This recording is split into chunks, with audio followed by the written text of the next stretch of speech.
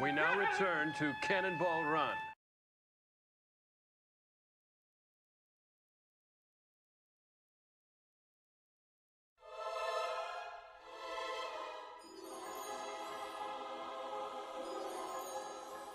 Last night, I got to witness Star Wars: The Rise of Skywalker in a half-empty theater. It wasn't until now that we came to fully realize just how much completely and utterly destroyed Star Wars.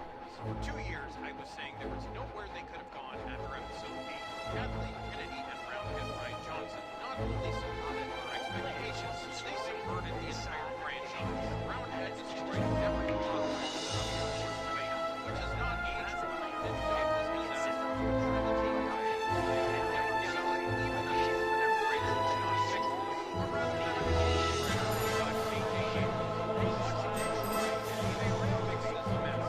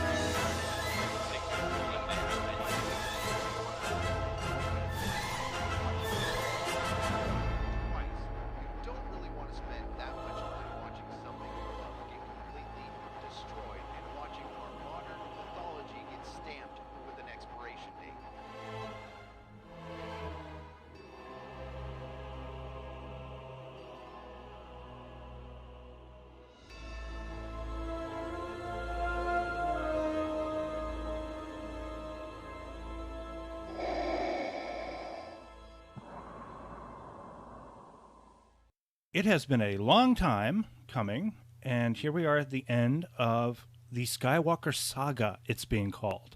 Saga, that word's being thrown around a lot. I am David Lawler. I am joined by John Fralick, of course, and David Anderson. Hello, everybody. David Anderson returns after being in the wilderness, and I guess Yes, he's going to go back into the wilderness after we're done, right? You know what? I closed myself off from the Force, and much like Luke Skywalker, I was wrong, and I'll come back. And you tossed the microphone over your shoulder. Yes, I tossed the microphone over my shoulder. Yes, and I walked into the sunset, but I'm back. We're back. And apparently, I'm mad. Let's do this. We're gonna just throw in a whole bunch of clips of everything because I had everything prepared, and I have a whole bunch of stuff that I was going to throw in, and Anderson's going to throw in stuff, and Fralick has a video of his immense collection, which I can't wait to look at. And like the film itself, we're going to just throw everything in and hope some of it makes sense. Hope some of this shit sticks to the fucking wall. Hope for the best, prepare for the worst. Well, the first thing I wanted to bring up, because, again, we have this controversy that just seems to come out every so often. I remember controversy starting as early as, I want to say, well, once we get past Phantom Menace and Jar Jar Binks and all that stuff and the hatred for him, and then what Lucas did in the second movie, and then you see what J.J. Abrams does with Rose Tico in the third movie. It's a very much a Jar Jar treatment almost. It's actually worse. But that was the first bit of controversy was Phantom Menace. But then I remember there being a lot of controversy around Revenge of the Sith because of what appeared to have been Lucas's advocacy of fascism in some way. I remember hearing people talk about it on the train. Advocacy? Yeah, like a kind of advocacy. It's the thing that you and I talked about a while back when we were talking about how the resistance and the rebellion were not effective governments because they were too benevolent. So that allowed criminals. They were rebellions. They weren't. But they're New Republic. Let's say the New Republic. Okay. Yeah, I was going to say, like, when the first part of the saga ends, it's all becomes after Jedi. It's all the New Republic. It's all the New Republic, but then there was the Old Republic, and they didn't seem to be able to have an effective government because the criminals ran roughshod over everything. You had smugglers like Han Solo. You had anti-slavery laws being ignored. Things like that. But that was sort of the debate of Revenge of the Sith. Was that? That's the problem with, and we have, there is a balance between, you have like liberal government. Do you want like, personal freedoms, or do you want things to function? Or do you want the trains? Do you want the trains to run on time? You can't have both. I know, and it's unfortunate because even if like 90% of the people follow the rules, it's always that 10 fucking percent that always fucks it up for everybody, and there's nothing we can do about it. It's just the way it is. That's why those 10% went to the outer rim to be in the planets that were not under the Empire's control. Or, at least far enough away so that the Empire could not exert its influence. But then the Empire goes around and says, hey, we're the Empire, so... Well, it's kind of like, what have the Romans ever given us? World peace. There seem to be... Okay, I've been poring over the internet and looking at reviews and all kinds of stuff. There seem to be 3 distinct groups with differing opinions of the Rise of Skywalker.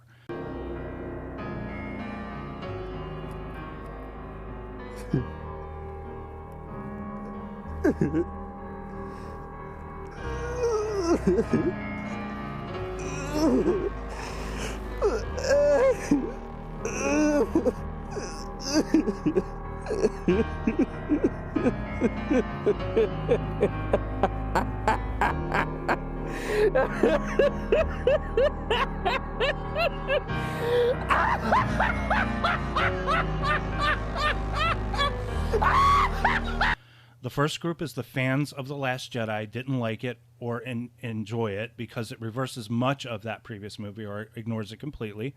There's 2, the haters of The Last Jedi, who enjoyed The Rise of Skywalker for the same reasons. And then there's the third group, the people who enjoyed both movies. Now, I'm probably going to put myself in the second column because I really, I despised Last Jedi. That movie, I told Frey, I felt raped after I saw it. I felt raped. There were fresh marks on my butt.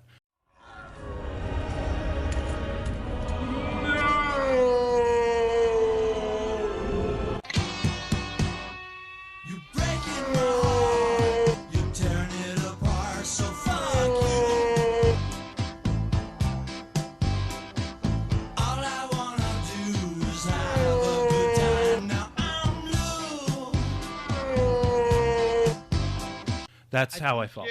Didn't you say something to the effect of like your hate grew? Like, didn't your hate grow?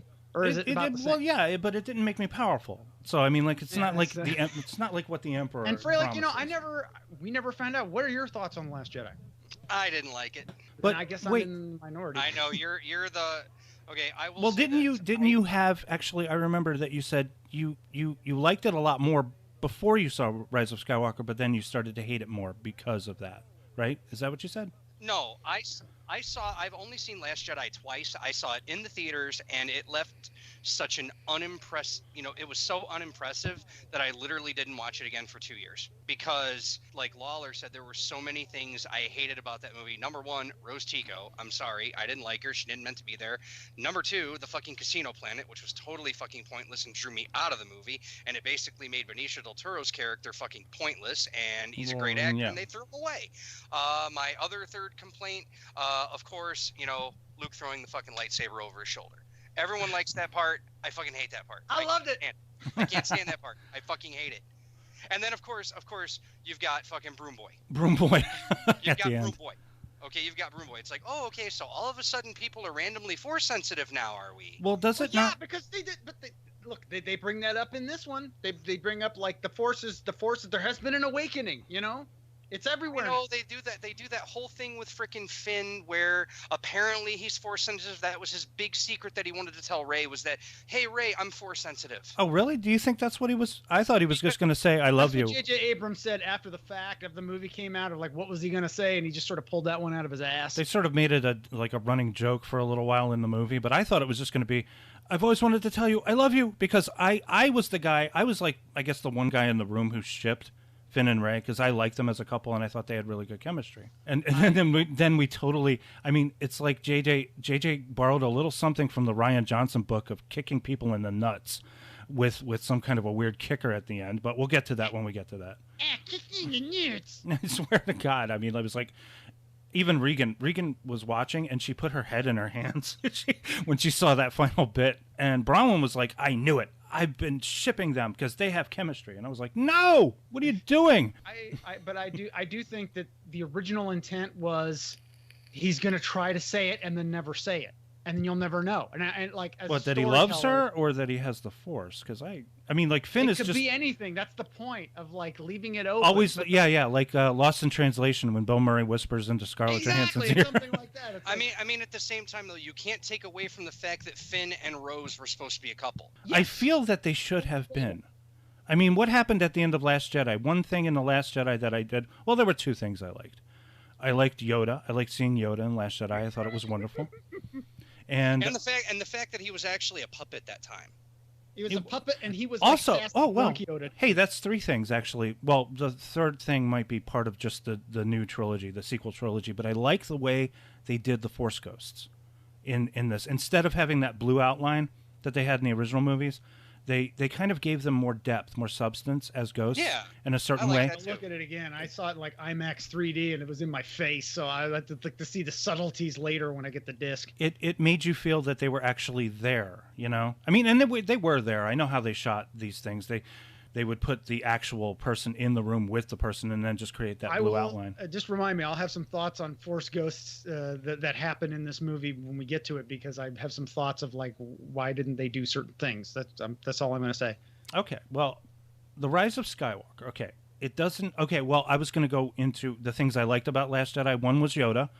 Yeah. The second one was the Force Ghost effect, but they kind of do that, a little bit of that in the first movie, too.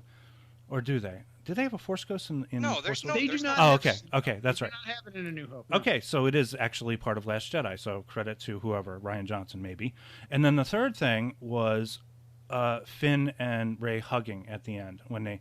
Because the Last Jedi, again, I sort of saw it as a series of missed opportunities once you realize what's happening in The Rise of Jedi.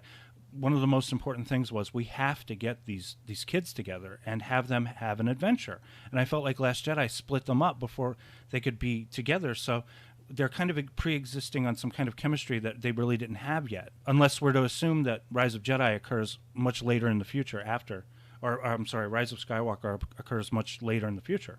I think just a little bit, like a year or something. It's not Yeah, like they said it was perfect- like a year. It was like a year after Last Jedi. Okay, You know, so while let's Leia is- assume, I guess, maybe we have another TV show in there. Well, or because you got to remember, Rose got hurt at the end of Last Jedi, and we're kind of left questioning her fate. But we can see in Rise of Skywalker, we're kind of she's hoping for her alive. demise, you know. And we don't know. Well, We don't know how like long. a- We don't even know how long Kylo Ren's been the Supreme Leader. They don't even say. Kylo Ren, Supreme Leader, and then we have Admiral Admiral Hux. That's another thing we got to talk about. Okay, so it doesn't really continue the storyline. There's only one through element from Last Jedi that continues into Rise of Skywalker, and it was something that I thought Rian Johnson was going to take advantage of in Last Jedi, and that was the submerged X-wing fighter. I thought that he was going to use that in some form. But then Luke comes out, pulls the Yoda thing. Oh, that was wonderful. That was a wonderful scene. I love to see that X-wing come out of the water. It was wonderful. Yeah, I did enjoy the fact that I always like it when they plant a seed and then it's used way later. But that was really late, though. I thought it was a Chekhov's gun. I thought it was going to be introduced in the first act and then go off in the third. See, let's put it this way. This is how much I didn't like Last Jedi. I totally forgot about that X-wing even being shown in the Last Jedi. I remembered it. I saw That's it. true. It was there. And I was I like, remember that and I'm like, oh, but the way see, they that's made the it problem. in that Okay, movie was, it was this is the problem with Rian Johnson. He's too busy trying to have a deeper meaning to everything. His X-wing fighter, I think, was some kind of a visual metaphor for Luke. Like Luke has that's given what up I thought of it as is like so he's much that completely cut himself off. He put his ship. He crashed his ship. He doesn't care. He wants to just stay away. But that's not Star Wars. I mean, it might be admirable. It's like Last Jedi could have been a really good movie if it had not been Star Wars. I think except for some of the jumbled bits, except See, for the hour in the middle The of it. reasons you hate it, the reason a lot of people hate it is the reason I love it, because again, it has to do with if you're going to do a new trilogy, you gotta basically say, okay, we're doing something different. And we're taking it in a different direction because we bought this property, and we're going to do something different. We're not going to just But the thing is, rehash the same thing. If you're going to do that, why not do that with the first movie? Just give us some kind of a warning. J.J. Abrams, he said that was intentional. Because Force Awakens is basically a better made version of A New Hope. Because he needed to start over. He's like, okay, I got to get these new characters established. I'm going to do sort of a now, if there had been some sort of interesting things with Palpatine where he said like the same patterns are repeating over and over again because I have willed it or something like that. If he could have just explained it, but not whole tons of things are not explained. Palpatine is kind of of the revelations of Rise of Skywalker. Palpatine is probably the weakest for me because he really does nothing. He's sitting in the old. It's possible, I suppose, and if they can make Leia fucking fly in space, they can, I guess, keep Palpatine alive. Well, isn't like the new meme is like, you know, somehow Palpatine is alive or something like that, and it's like I figured there's they were no going to try and do that. Dark magic, the Force. You're supposed to believe that he survived the crash landing of the new Death Star on one of the moons of Endor. Let's assume that he was thrown down the shaft by Vader, and as he was plummeting, the ship, the space station explodes, and some bottom chunk of the Death Star soft landed in the atmosphere of Endor, the forest moon, and he's there. That okay, but he's fine. not there. He's not. But he's not there. He's on that evil the Exegol. He's on the evil Exegol planet. He's not there. But then you know his followers, but because he still had followers when it was all over. They could have freaking picked him up, resuscitated him or whatever, and then carried him off to Exegol. And you got to remember, Exegol's never been mentioned in any of the other movies prior because it was the hidden Sith world that we just now find out about in Rise of Skywalker. There's a lot of things kind of fly together here. It starts off. I mean, we went like, are we going to sort of go through the actual movie, like sort of scene by scene, and tear it apart? No, I'm not gonna. I don't want to tear this damn thing apart. No. No mention is made of him in The Last Jedi, but his presence is announced in the opening crawl. And I want to know, my last bit for you before we get into our top 10 lists is that Rian Johnson had been initially offered his own 3-movie deal with Lucasfilm to do a new trilogy in that very short honeymoon period after Last Jedi was completed. Instead, he went and made Knives Out. I don't think he's going to be invited back. What do you think? Theories? No, he gone. No. And that's fine. You know what? He made, as far as I'm concerned, he made an excellent Star Wars movie. Now he's doing his own thing, which is what he was doing before Star Wars. He's going to be fine. Knives Out is like this huge sleeper hit now. Everybody's going to be okay except for Kathleen Kennedy. I think she's the one who's going to get the axe for everything. Really? You think? But the movie is making. I mean, there was a very brief period there where it looked like it was going to go the solo route, but now it's making money, and now it's seriously making money because people. It's making money, but it's gonna make the least of all the 3 new ones. You think? I think it might make more than Last Jedi. It's making. Here's the thing. Last Jedi. What are we at right now? 835. Like 950 some. Last Jedi made like 620 some. This is gonna make it's gonna make like Rogue One level money, maybe a little more, maybe like 530, 550. It's already done 720. No, that's Wait, here? Worldwide. That's worldwide. I'm talking like worldwide. No, worldwide we're over 835. Worldwide it might crack like 1.1, 1.2 billion maybe, but like the Last Jedi still made a hit. 1.3. That's still a hit. If it can make over, if it doesn't do solo business, it's a hit. Oh, so it's already been way more than solo. But yeah, I honestly don't think they're going to fire Kathleen Kennedy because here's the thing: each of these new Star Wars movies has cracked $1 billion. Okay, she has made them money, and of course you've now got the Mandalorian. Okay, which is fucking awesome. Mandalorian. It is, but I think she's probably hands off because like she put Favreau in charge of that and said, you just go do that. Like I wonder like how much she's in charge. Like this is she's negotiating. It's like this weird thing where it's like Disney has ideas, she has ideas, the directors have ideas. This isn't a cohesive form of what they're trying to do. This isn't like, I've kind of like thought about this. It's kind of like the James Bond movies. Yeah, exactly. James Bond movies, it's the Broccoli family. Okay, Broccoli family, and then they use United Artists MGM money, which is never around. And then sometimes through Sony. And then Sony, I mean, there were Sony leaks about what they should do. And because like the last movie, Spectre, should have been the best James Bond movie ever because they had Spectre back, they had Blofeld back, they had everything back. It was okay. But Star Wars is like James Bond now, where it's like some are going to be okay, some are going to be but they're always going to have a minimum level of quality, and some are going to make more, some are going to make less. But you got to remember, Kennedy didn't lay out that blueprint. It was Lucas who laid out that blueprint of where some of them are going to be okay, some of them are going to be really good. Yeah. Because then, you go back to the prequel trilogy because we all agree that Revenge of the Sith is better than frickin' 1 and 2. It is, but I'll tell you, man, because I watched all the movies. Let me check my list. I watched. Yeah. It narrowly edges out Phantom Menace. Yes. I watched all of the movies in preparation. Okay. Now I went in. I actually watched Phantom Menace on Laserdisc first, of course, and I'm like, okay. Did you finally spot the beauty marks on Carrie Fisher? I'm having sort of a Star Trek Generations moment where I'm like, this kind of sucks, but I'm entertained. It's fun. I'm not pissed, All right. Let's do our top 10 list. Okay. I'm going to start her off. Of course, now we know what number 1 is, because number 1 is number 1 on everyone's list always. Yes. Empire Strikes Back. Empire Strikes Back from 1980. Followed. Except for that one guy that's like having an argument with Siskel and Ebert. I'll send you the clip. Where he's like this intellectual, up his own ass. I saw that. He's a fucking jackhole. All right. We'll cue the clip and I'll throw it in.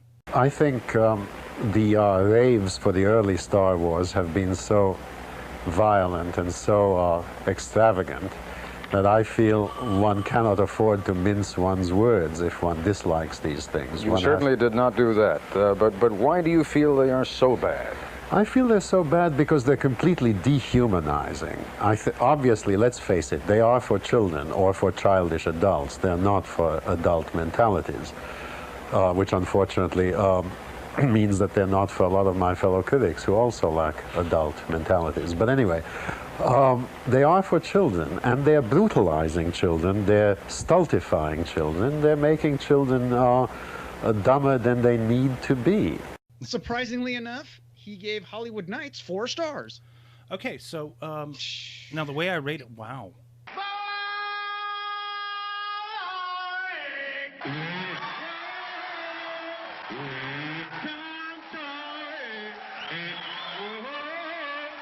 Okay, let's. Man, I lost my train of thought when you said that. Sorry, you were talking. Empire Strikes Back is the best. Right. Okay, so I rated these on a scale of 10 each movie, in addition to my list. So. Number 1, Empire Strikes Back. It's a 10 out of 10 for me. I consider it a perfect movie.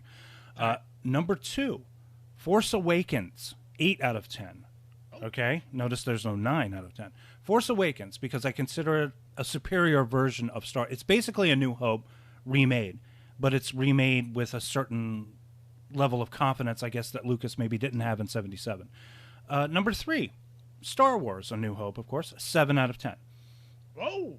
I give it that because, yes, it is the beginning and it is a superior film, but Lucas has a hard time directing actors, and the actors had to do a lot of the heavy lifting when it came to, creating their characters. Remember to put it in historical context, just because of it when it came out, that was a thing. Yeah, that was mind-blowing to people that saw it, because this is 1977. Oh, yeah. The phenomenon, obviously. But yeah, guys, just remember one thing. Don't sell yourself short. Just remember, Star Wars was saved in the editing room, okay? Yeah, it was.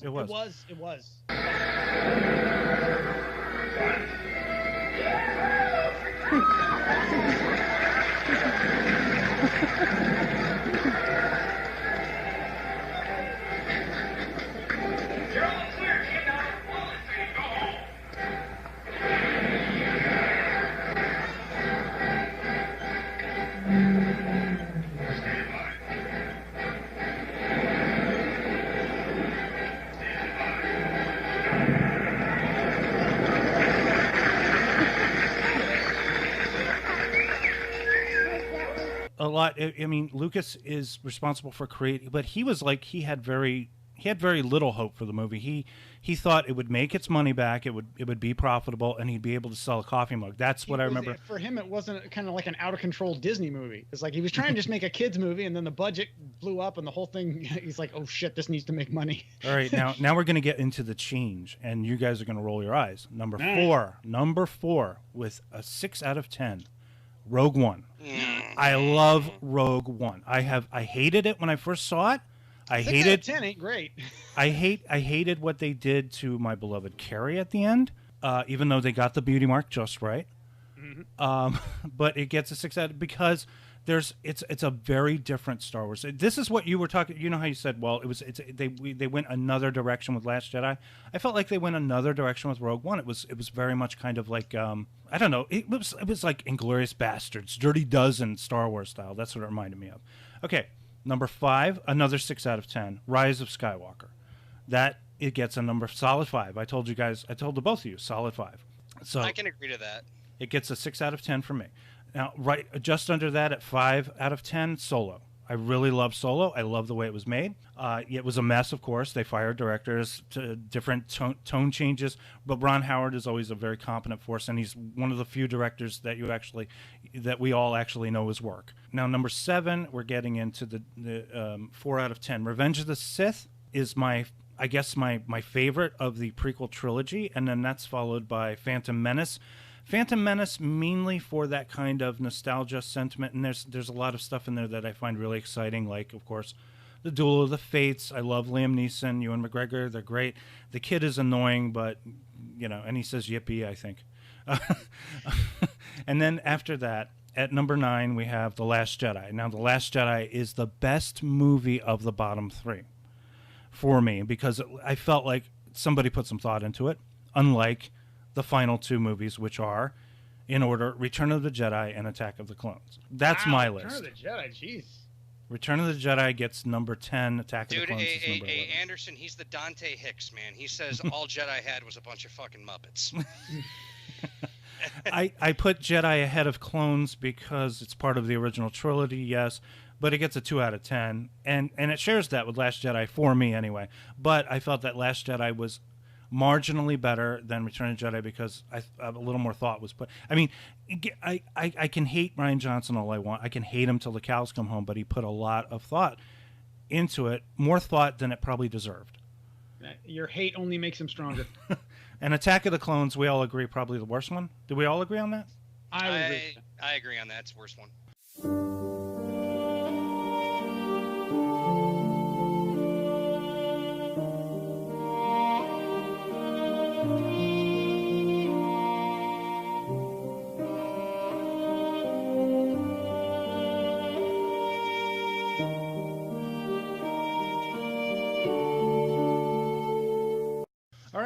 So who's next on their personals? Are we doing personals?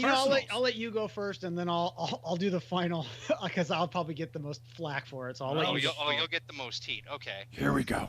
All right. So of course, number 1, Empire Strikes Back. That's without a doubt. Number 2, Star Wars: A New Hope. I don't do number ratings. I just go on my likes and dislikes. Number 3, Force Awakens, only because like Lawler said, I don't think it was a better remade version of Star Wars, but I think it was like a great remake of Star Wars. It is interesting. You switched it. Yeah, it was where it needed to be because it was so enjoyable. Number 4, here's where we get divisive. Revenge of the Sith. What? Yes. I'm sorry. You know what? John, you ignorant slut. Hey, you know what? I fucking love Revenge of the Sith, okay? No, that's fine. You know what? Revenge of the Sith is awesome because it has that final 20 minutes of the movie is brilliant. That's exactly what I wanted to see. My thoughts on it is all the pieces were there, much like with this movie. All the pieces were there. They just weren't put together exactly right because it was George Lucas trying to fit the rest of the pieces in and get all the stuff in there. And I felt like it just doesn't quite get there. Now, it does not suck, and I am not mad. And it gave you what you wanted, but there was no like flair to it. There was no. It's like, it's like we're going to give you what you want here. In those final 20 minutes, it is Lucas remaking The Godfather, because you have the baptism of Michael Corleone, and then the death of all his enemies to assure his place, his power in the mafia. In Revenge of the Sith, you have the death of Anakin Skywalker, the birth of Darth Vader, and the birth of Luke and Leia, and it's all sort of put together beautifully. It was exactly the way I thought it should go. Except the way Amidala died, that was kind of dumb. Amidala died of a broken heart. Yeah, it was kind of dumb. Well, whatever. I'll even say that was kind of dumb. That was Lucas painting himself into a corner. But they did that. But this happens in Rise of Skywalker. There's like, I know there's good in him. So I'm going to do something incredibly stupid, and it's going to wind up killing a bunch of people or something. Well, anyway, back to it. Number 5, Return of the Jedi. Oh, what the fuck, man? What are you doing to me? I was gonna get what the fuck? You put Jedi in what the fuck is... Oh. Okay, explain yourself, young man. I'm allowed to put Jedi at number 5, thank you very much. Explain yourself. The first hour, that's all I need to explain. Okay. Jabba the Hutt. Yeah. But we postulated, I remember postulating this with Anderson, that the first act of Return of the Jedi is really just the last act of Empire Strikes Back. Jedi begins with Ewoks. That's my theory anyway. Okay, remember where you try to say I'm this like mature guy and all this other stuff? Here's where the age comes into play. I was that kid who liked fucking Muppets. Okay. Oh, so we grew up with the Muppets. Oh, they're cute. I would hug. I was so okay. Might as well just spoil a little bit of it. At the end of Rise of Skywalker, JJ gives us Ewoks, and it was nice to see. I liked seeing the Ewoks. It kind of brought it full circle. It acknowledges the Ewoks. It was Wicket the Ewok, and I'm like, he didn't look like Wicket the Ewok to me. Maybe he looked older. Or... Well, it was 30 years later. I guess. That's probably his kid too. You think that's his kid or kid or his wife, whatever. They don't even say. But it was wonderful to see them because it was acknowledgement of the Ewoks, even though it's we look at it embarrassing today, and even Lucasfilm kind of looks on it. Not quite Star Wars Holiday Special embarrassment. I'm going to defend... Try not to rip it open, because it makes a very handy storage case for your tools until you need them again. Pardon me, just going to have a stroke here, and... Okay, there, where were we? Now, this is the first thing you'll need. Insert it in... Be careful not to hurt yourself on the sharp edges. How? We now pause for a brief moment for Satan to possess him entirely.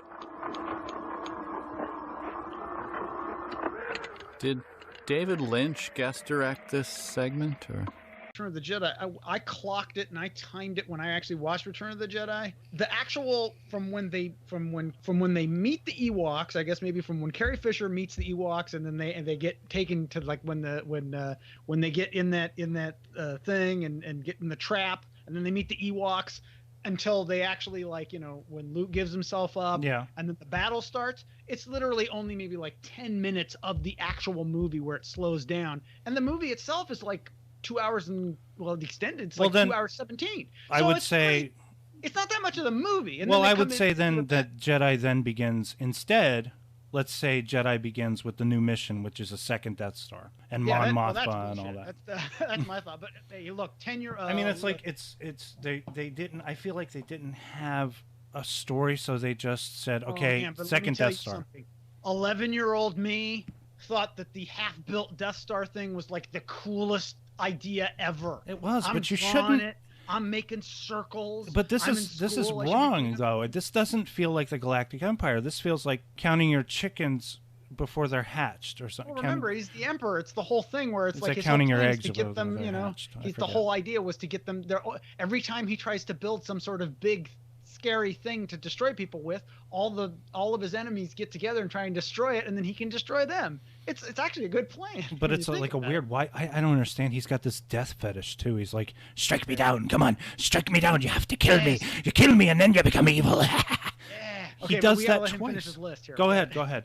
Sorry, I'm lost on Jedi now. It's fine. I enjoy you guys. I enjoy you guys doing this.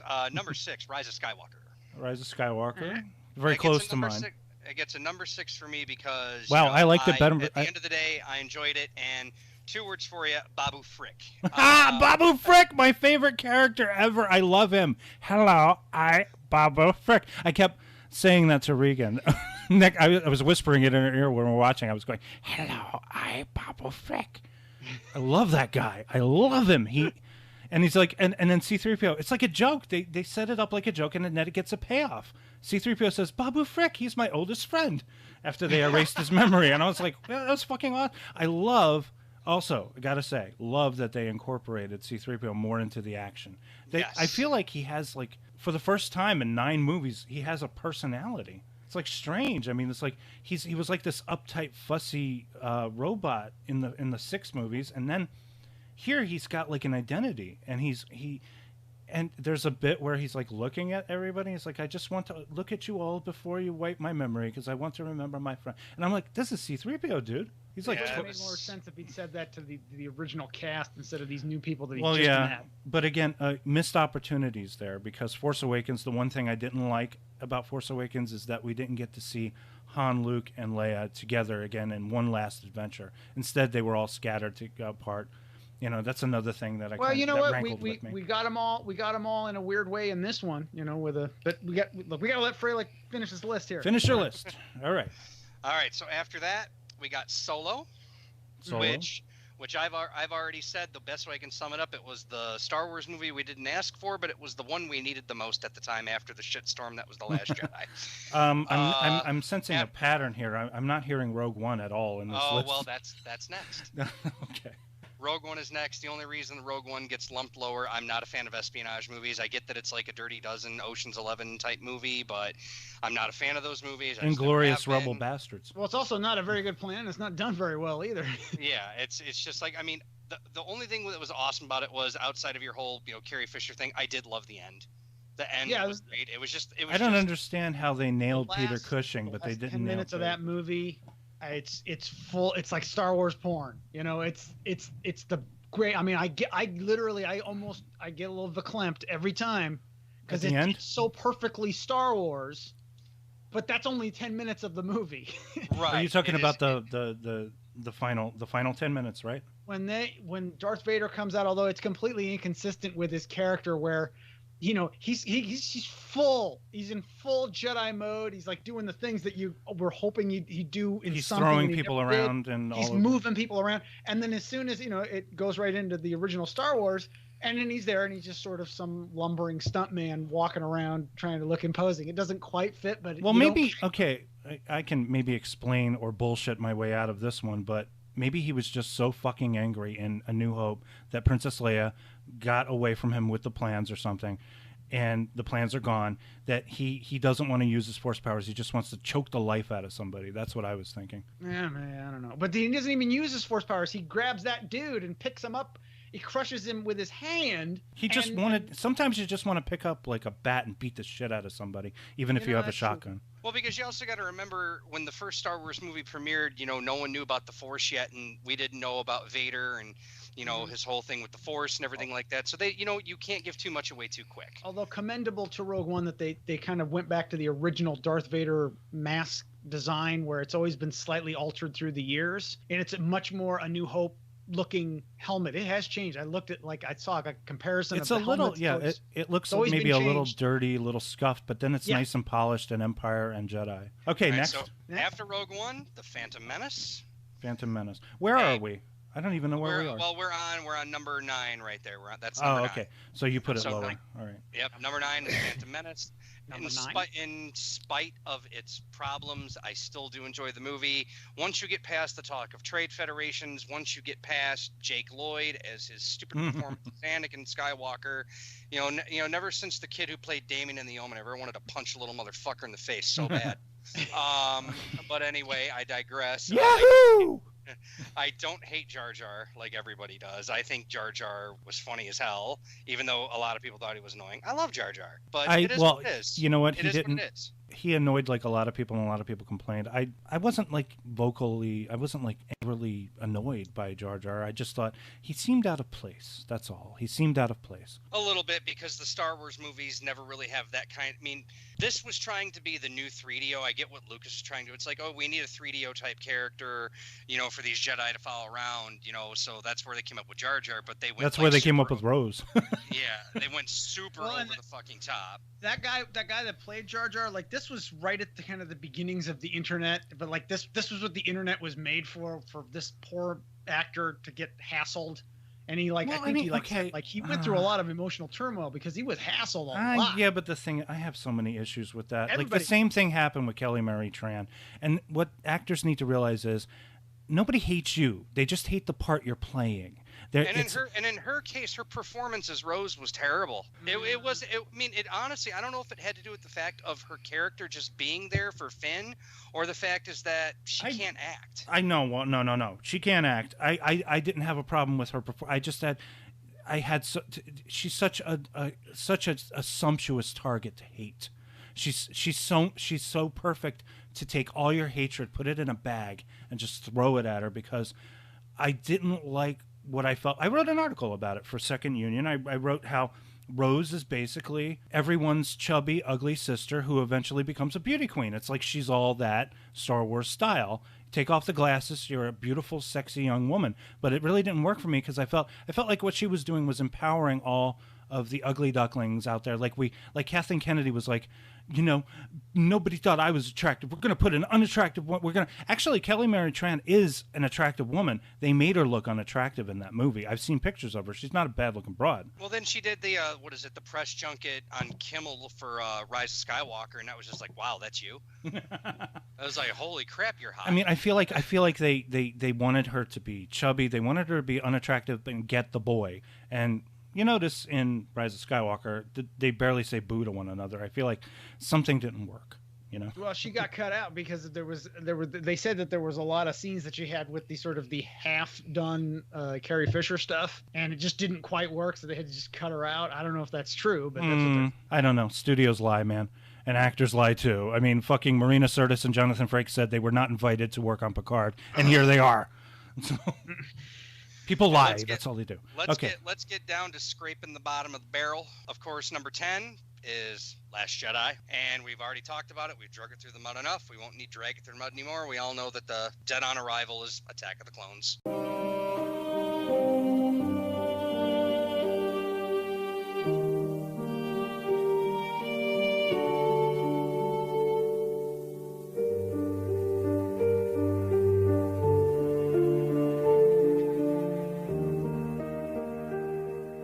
Yes, and that's just one of them. That's Hayden Christensen saying, "I hate them, I hate them." I feel bad for him because he is a really good actor. See Shattered Glass and then come back. Life is a House. Life is a House. You know, he is. That's why. I'm sure he's a fine actor, but you know, he's a good actor. But they just, you know, it's George Lucas's direction. Of George Lucas. He said, "I want you to be angry." Do it. Just, you know, Hayden, like, I want you to be angry. Just be angry. You know, and he was a young guy at the time. He's like, he probably didn't understand, like, in what world when a director is being shitty, you in what weird kind of time travel related theory of relativity bullshit is Anakin 10 years younger than Natalie Portman in one movie, and then the same age as her in the other two? It's like the weirdest fucking thing. Are we meant to believe that Natalie Portman does not age, or say, like you just said, Queen Amidala does not age? Oh yeah, she's an elected queen. Natalie Portman still looks pretty much. She's kind of small anyway, so she kind of looks. I mean, you could say in Phantom Menace she's like 14, and then the next one she's 24. You know? Yeah, well, that's going by the Weird Al song though. The Weird Al. Oh my God. That's going by the Weird Al song, even though he's just 9 and she's 14. How do you see him hitting on the queen? Oh, he's just 9 and she's 14. Yeah, he's probably gonna marry her someday. All right, now we're on to Mr. Anderson. Mr. Anderson, who is going to... I'm gonna go full Matrix Revolutions on you now. Okay. Oh God, please don't.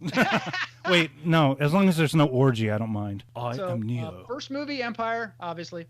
Second, I'm just gonna breeze through that. 2 is A New Hope, not just for the fact that it's accident, as we were talking about before, like it's accidentally a good movie because it was fixed in editing, but also the cultural impact in my childhood and the toys and everything. That's what that is. Number 3 is Last Jedi.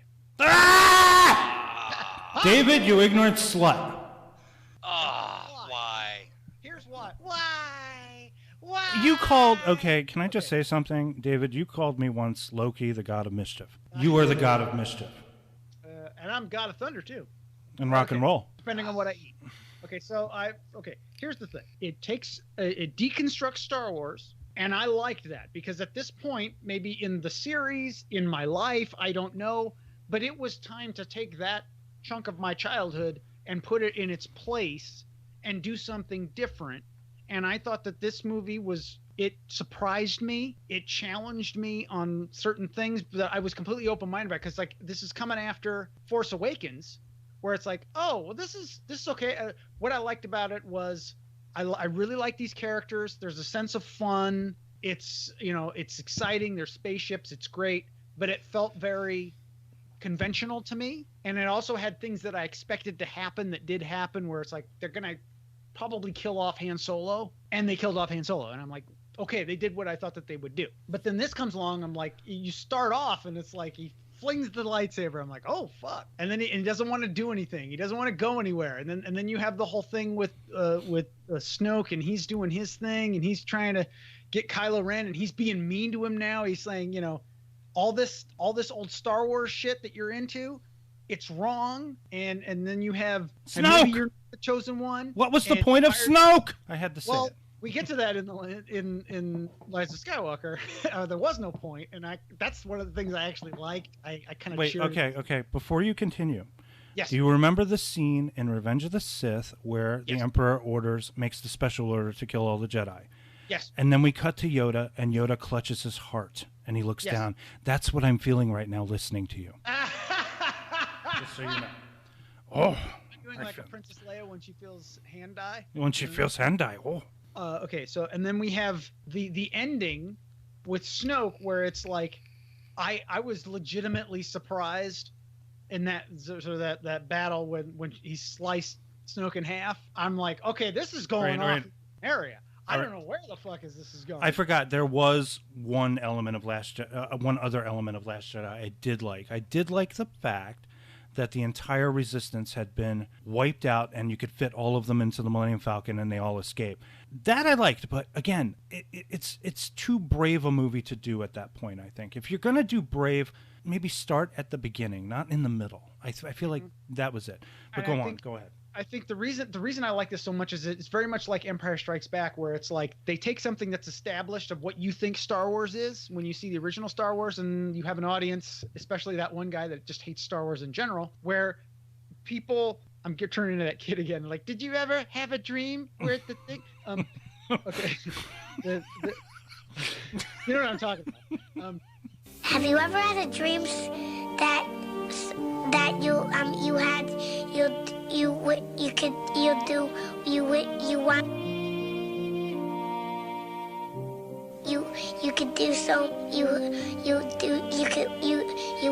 want him to do you so much you could do anything? So I'm very excited now. I'm getting all nerdy. So you have the Star Wars.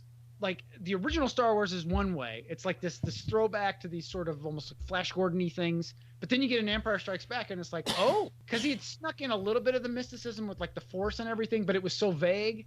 And then you have Empire Strikes Back, where first you have like Obi-Wan Kenobi shows up as a Force ghost. You've never seen that before.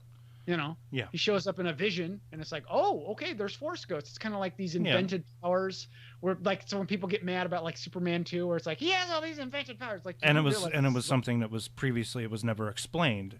This is a comic book, This is a space movie. This is like all we had known of before was that Obi-Wan could have a disembodied voice at the end of the New Hope. They're making it up as they go along, and that's fine. It's like, oh, the Force can do this. Oh, the Force can do that. So, maybe you just have to believe in yourself more. Because you have but it's Kasdan who's writing this with Lee Brackett. They took turns writing this script. Well, okay, I'm gonna challenge you. The story I heard was she wrote the script, she then died. He punched it up. Kasdan was brought in. And most of the story elements from that original, maybe like a couple ideas, but most of it was just him completely rewriting it. Well, I mean, Kasdan was probably, just based on his work, I would say he was probably in charge of maybe strengthening some relationship ties and adding a little more pomp and action to it.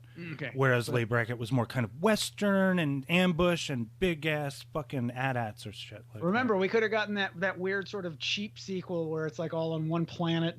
But I mean, it was handled so well. I mean, it was handled so well because Irving Kershner was a complete pro, and he handled his act. And also, it's the actors so strong in that movie. That's what I liked about this movie was they did something different. At the expense of whatever. At the expense of, yes, like I said, it's brave. It's a brave. It was a brave move. Now, I thought, you pick it apart. It's like I thought it was incredibly well made, except for even the can't, like, you have to remember this is just a kids movie. Everybody says that. So you have that little side journey where they go, and I'd like to sort of also say, people are saying, oh, they're against rich people. No, they're actually the people that are on that planet, the rich fuckers that are on that planet. They're rich fuckers because they're like arms dealers. Yeah, but it's like a place for arms dealers to go spend their money. Well, I mean, but the thing is, the Resistance needs arms too. I mean, you can't bankroll. But it's like they're selling to both sides. What I had said in my Last Jedi, my article about Rose Tico is you can't bankroll a resistance with poor people. Leia and Amidala were supporters of resistance, and they were wealthy. So obviously you need wealthy people. Well, also, I mean, who's to say that? I mean, there was some sort of final. Remember, battle she's rich. There was like a final battle on Jakku, where that's where all the stuff was like. There's why there's all that sort of that stuff. All that the broken ships and everything. It looked like mostly Empire stuff, because they obviously lost. My opinion on that movie is it's an interesting sort of side. I'm like, oh, okay, this is going to take it into another area, and I guess it did, but it's not an area I would. I mean, again, so let me get. Okay, so I'll get to the next one. The next one is number 4. This would be number 4, right? No, this would be number 3. Well, no, you're number 4. You're right. Okay, 1, 2, 3, 4 would be Return of the Jedi. Thank you. I'll put Return of the Jedi, and here's why. This is why. It's the finishing of the original trilogy. Again, it's my childhood.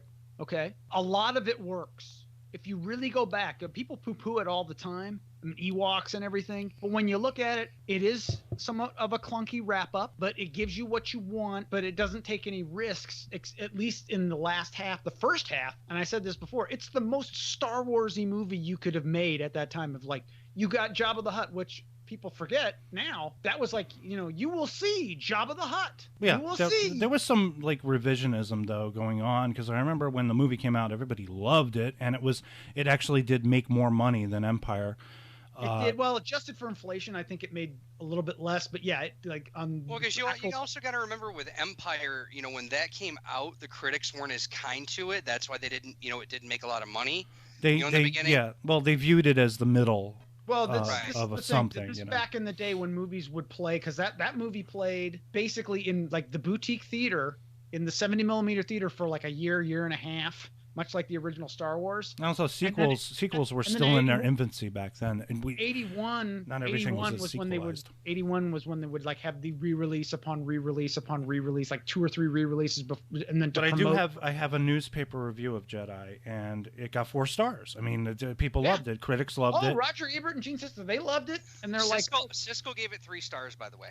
Oh, Siskel gave it 3. Okay, I know Ebert gave it 4. Yeah, Siskel gave it 3, but I remember Ebert did give it 4. Now, I don't know if he gave it 4 at the beginning, but I know when he put it on his great movies list. Oh, no, he did. But then it becomes a generational thing, because you really enjoy the movie. It's part of a trilogy. It's my childhood. It's the end of a story. And I was 11 when this came out, so the Carrie Fisher in the outfit didn't quite have the effect on me that, say, 12-year-old me might have had. I don't know. Maybe I developed quicker than you, because I started to have. I started to get ideas. I started to get ideas when I saw that. I was like, wait a minute, she's a woman. And she's too damn. The problem is she's coked out. She's skinny. She's vulnerable. She's skinny, but that's not my thing. Well, I don't know. Her weight goes up and down in that movie. It's weird. She's really skinny in some shots, and she looks just right in others. Mm-hmm. Well, that's what happens when you're coked out and it takes you 6 months to make a movie. That's what's going to happen. Okay, so that's a number 4 or 5. That's a number 4 is what that is. That's number 4. Okay, so number 5. Okay, so I've got the original trilogy and I've got Last Jedi in there. I would say the next one is Force Awakens. I'd put it there. I can accept the positioning where you put it. I can accept that. Okay, Force Awakens, because it is while it's not perfect and it is a retread, it is fun and it was great.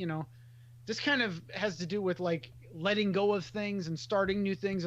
This was a movie that I saw a few months after I am a super nerd and I'm very sheltered, and I had maybe a few months before I'd actually just moved out of my parents' house. Mm-hmm. So I was on my own. I'm an adult. I'd moved twice actually, went in an apartment, and now I'm in a house. I'm in a great neighborhood. I got a new movie theater. Star Wars is coming out. It was it was a magical time. And I'm this was great. I saw it in a premium theater. It was fun. And this was literally things were different literally 3 years ago, where you could actually buy a ticket that day and see it in a theater and actually have a good seat. You can't do that now. You actually have to buy your seat ahead of time now. Well, it's gotten really good around my theater, because if you get in early enough, you can actually reserve your seats and not have to pay extra anymore.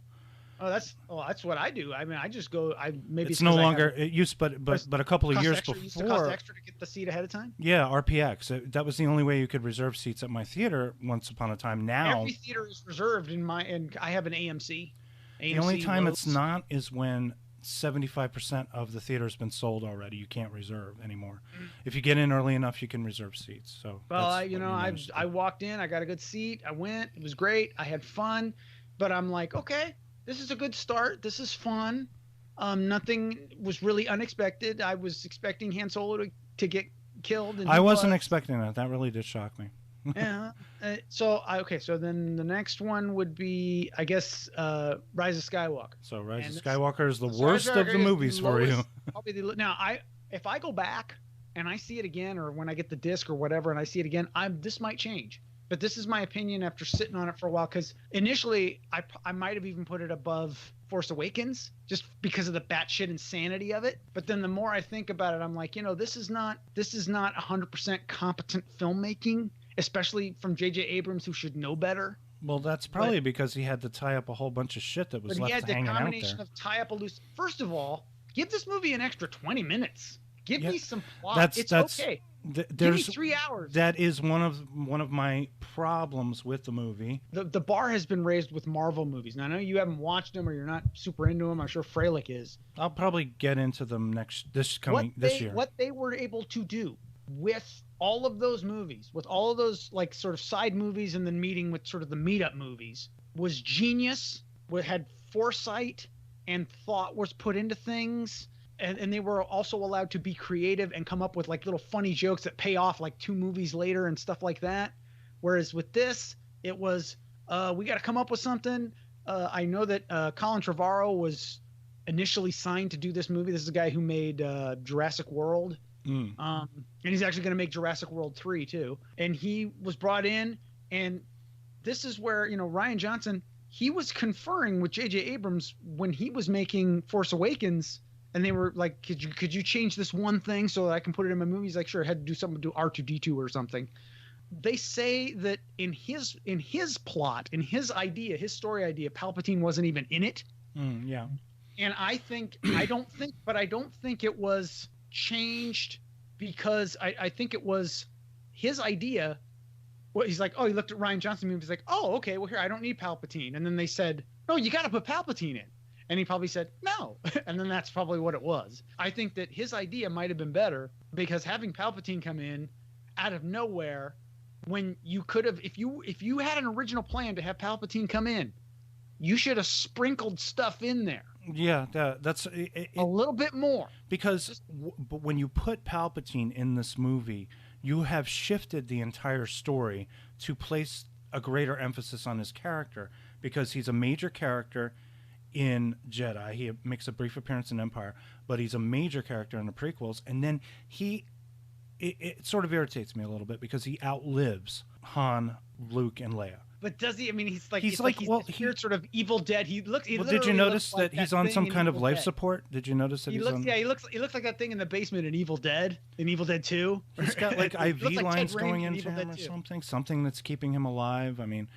Yeah, you could say cloning. You could say something. He's obviously on the evil Jedi planet with all these hooded figures. Something out of like I'm just thinking like of the black hole. Well, I was thinking a little more like had like the black hole ending where he ends up in hell. I was thinking more of Mordor. It just looked like a place of evil or something. You're gonna go batshit and say just go full black hole. He's in hell. He's become one with. But the thing is, I agree with you on this. The movie feels rushed. It had more. It had more reason to have a longer running time than any other film in the series because it's the last one. They all come in at like 2 hours 20 some, and I've heard rumors that it was like. First it was like 2:45, then it was 2:35, now it's 2:22, and it's like, give me some plot. I already know exactly who Palpatine looks like. Looks like Dr. Channard from Hellraiser 2. Yes! Dr. Channard, Hellraiser. Okay.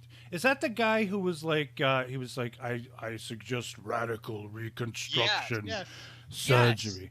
The doctor is in. I was watching the Red Letter Media review of it, and they said that the movie felt like several truncated episodes of a TV series rather than just one whole cohesive movie. Remember when they did a prediction of what might happen, and their idea was even more batshit insane. Yeah. It'd be time travel, but there was this one reviewer. Her name is I think Jenny Nicholson. Yes, I have a clip. Did you see her review where she basically made like this sort of like Star Wars bingo cards of like batshit insane ideas, and if you just pick, and she made all these batshit insane ideas on her card to like stamp, and almost all the things that she came up with just pulled out of her ass actually happened in the movie. And I'm like, yeah, it's like this was like we got to come up with something. We have a release date. Fuck it. Fuck it. Here you go, JJ. I think they might have had the plan, and then they listened to the feedback, and they didn't. Well, they didn't stick to their guns. They should have taken the track that Last Jedi was. Maybe make a few tweaks for fan service. Lando was in it, and I felt bad because if you really look at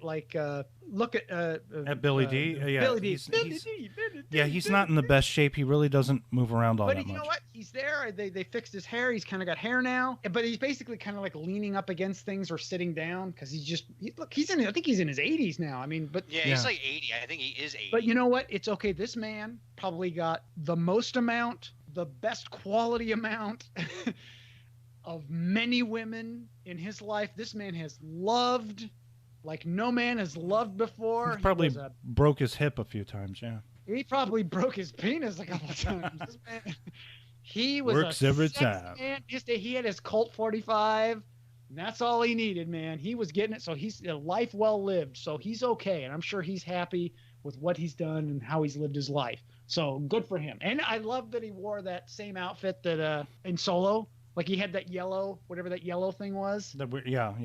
This is again, and I don't hate this movie, but it's below that. Okay, so now we're getting into the dredges. I think it goes Phantom Menace. Oh wait a minute. I didn't get into this. I didn't get side stories. The side stories. I put Rogue One right below it. It's probably higher on my list than it would have been because I rewatched it. I'm like, this doesn't completely suck. This is okay. This is not, and I would literally tie it with Solo because, again, I imagine what Solo could have been, like the Lord and Miller version of this movie, might have been just what Star Wars needed. It might have been like this batshit insane, fun. They sort of, I zippy dialogue. Now, I felt bad. Ron Howard, he needs a hit, and this is not the hit he got because it was a flop. Oh, it's probably the most profitable movie he's ever made. If that's any consolation. Hell, Willow was more profitable than this. Really? Because Willow only cost him 30-some million, and it probably made like 100 million worldwide, and then it had video and everything. That probably made more money than Willow's this. one of those movies I like to forget. I don't know why. Yeah. The one thing that disappointed me about Solo, because I did enjoy the movie, is that they kind of turned him into a buffoon there. He was supposed to have been like a really good pilot or something like that, but he gets lucky at the end in the Kessel Run sequence, and I feel that that actor he got. But I will say the actor Alden Ehrenreich, he got it down. I think they need to do something with his hair. I feel like can't do this dashing rogue anymore. We can't do Harrison Ford anymore. We have he did good, and I think that when they have those spin-off shows, they're probably going to do some sort of spin-off series that incorporates all of the different timelines of Star Wars. You're going to have your Obi-Wan Kenobi show, and you're going to have like maybe somehow he's going to be Han Solo again in something, I think. And it'd probably be a much better showcase for his performance of what he was trying to do, and it'd be a much more thought-out thing. Hell, he could show up in no, he can't show up in that. They'll figure something out. They'll do something. So I would put those tied, basically, because they're equally good for different reasons. Solo is more sort of acceptable, whereas Rogue One has a lot more issues. The ending is so awesome that it bumps it up. There's that, and now we're getting into the prequels. Is 7? Let's see. Oh, we all know how this is gonna go. It's gonna go Phantom Menace, Attack of the Clones, or Phantom Menace. No, wait. Revenge of the Sith, Revenge of the Sith, Attack of the Clones, Revenge of the Sith, Phantom Menace, Attack of the Clones. There we go. Bing, bang, boom. Bing, bang, boom. Our lists are a little bit off here. Yes, it's weird. I think we all agree on what number 1 and the last one should be. Yeah, that's weird, isn't it? We agree that Empire's the best, Attack of the Clones is the worst.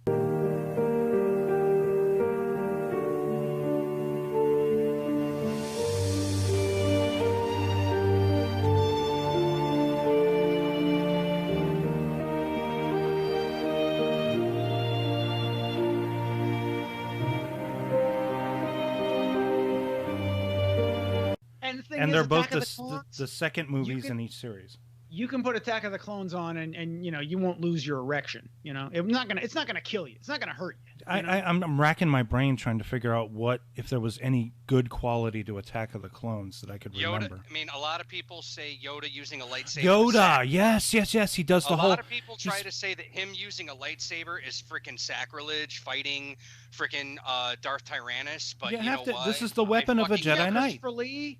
You got Christopher Lee. You got the little ending, the little tag with his plans for the Death Star that was like a last minute addition. I'm like, okay, all right. There's like a couple of good things in there. I mean, it had some good moments, but at the end of the day, it was the first hour of that movie is fucking boring. Yeah. Mm-hmm. That movie is just like, okay, the best story. Oh, the launch. Well, you know, the launch of the Empire of those Star Destroyers. The launch is always a big moment for me. When I mean, that's the end of the movie, though. The best story I could tell about this. I mean, this is my own mother when she watched them with me. My mom wanted to watch the prequel trilogy back in 2007. She loved Phantom Menace because my mom, you know, she's older, she doesn't know. When we watched Attack of the Clones, she watched 30 minutes of it and she goes, John, this movie's boring. Can you just tell me how it ends so we can go to Revenge of the Sith? I'm like, I said, yeah. You got. I'm like, thank you. I'm like, thank well, you. Another main problem for me with Clones is that it's an unpleasant movie to look at. When we saw it in the theater, it looked like shit in the theater. Then we looked at it on DVD. First movie shot. He basically shot it with like one Sony like HD camera. Yeah, the Sony Cine Alta, which was in its infancy at the time. And I will say on Disney Plus, they kind of cleaned it up. Well, and no, I'll say the DVD again. The DVD looked like crap, and then I got the Blu-ray set, and it does look a little better. At least you can make it out. It was really murky. That DVD was incredibly murky, and even the projection of it in the theater was really murky. And I think it was a film projection. Shot at 24 frames, and it's not one of those things where it's like shot. It's not like one of those Hobbit things where it's shot at 48 and it looks like soap opera effect. You know? Yeah. Okay. Well, I was we gotta get to the movie. Regarding Anderson's list, let me just say one thing. My friend who's kind enough to let me use his computer right now made the best point ever. He said, any Star Wars movie that doesn't have the Millennium Falcon sucks. Okay, let's think about that. Empire, good. Force Awakens, good. Star Wars, good. Rogue One didn't have a Millennium Falcon. I mean, we're basing this off Anderson's list here. So I mean, Rogue One's the odd man out on this one, but we're basing it off Anderson. And who's to say in Rogue One there wasn't, because I mean, there's the Millennium Falcon, but you could do it like a side. You could cheat and say like one of those, because they're basically like courier ships or something. Maybe they snuck one of those in. I want to get to my points about Rise of Skywalker here. Now we started off, the crawl already kind of reveals in spoiler form that Palpatine is alive. You know, it says Palpatine is alive, you know, and there's a threat of revenge, and even though it's never really explained, there are too many unexplained revelations in the Rise of Skywalker. Palpatine strapped to a chair, life support gadgets connected to him. He doesn't look terrible, I gotta say. Now we get into Princess Leia, and she, again, as in Last Jedi, she demonstrates previously unknown traits, and we get a kind of an explanation that Luke started training her shortly after the destruction of the second Death Star. And then we get that kind of awkward visual effect, which I'm really hoping they'll clean up for the Blu-ray. Yeah, I heard that they actually took those shots from Return of the Jedi. Like that's what it looked like. They said that they took a shot from Return of the Jedi, took like an outtake from Return of the Jedi and rotoscoped it in. It doesn't look right. I hope they fix it. But everything in this movie is last minute. She's got this look on her face like she's still processing or something. But I felt that they got Hamill down. They seem to get the men better. Again. I'd have to look again. Maybe I spend too much time looking at women. I'm glad that they threw that explanation in there about, you know, Leia being a Jedi Master or something like that, because, you know, it's never alluded to in Force Awakens or Last Jedi. Yeah, they kind of cover Rian Johnson's butt there, don't they? Because that's JJ cleaning up Ryan's mess, because, you know, who the fuck else is supposed to train Rey? It's like but like I always wonder, like, okay, she stopped her training because she saw her son die.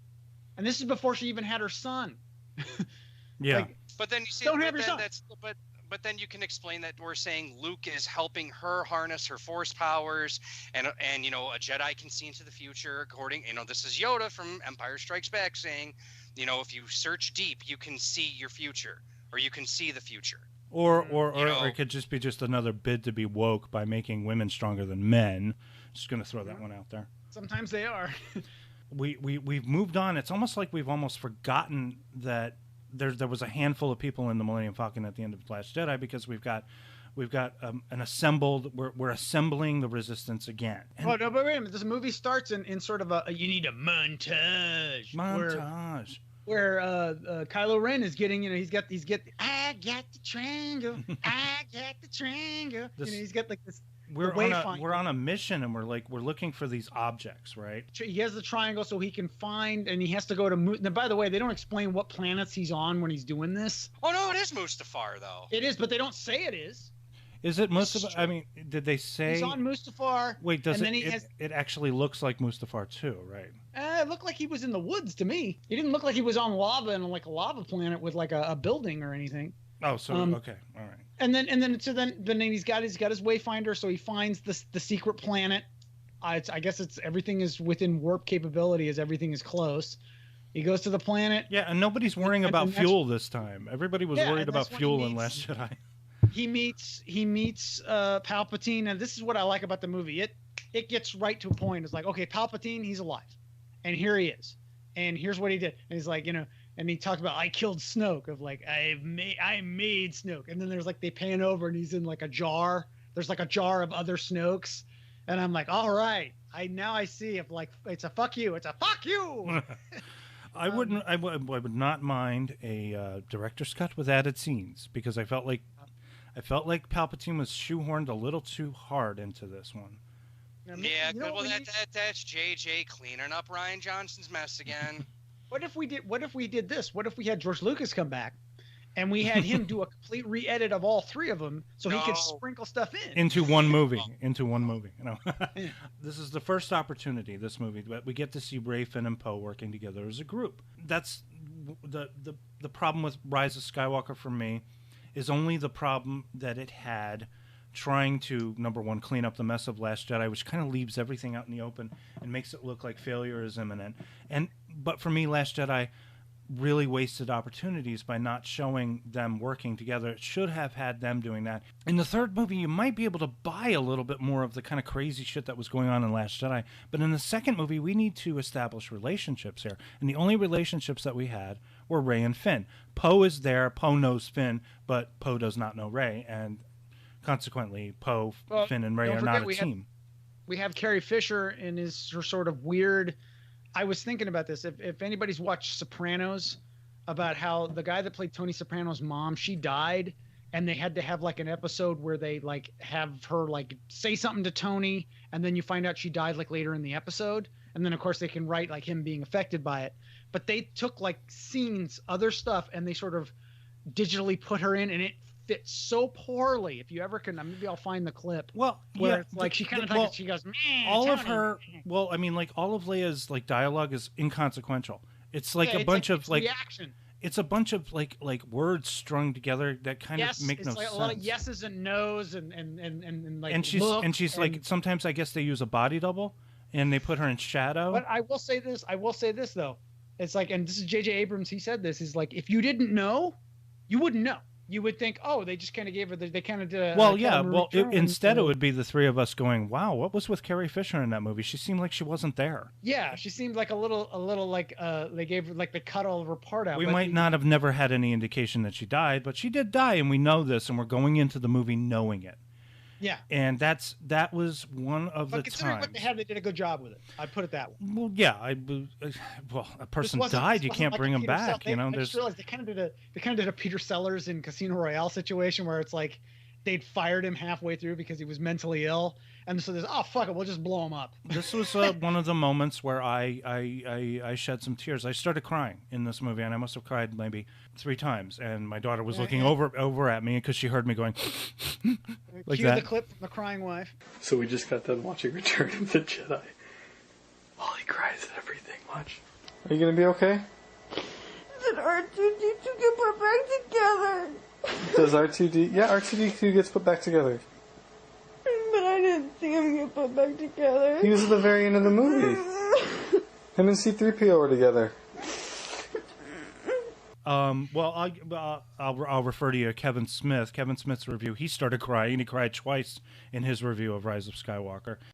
And then he says, "Dad," to Han Solo, because he was always calling him like Han Solo in the movies, right? And he goes, "Dad, And then Han Solo goes, I know.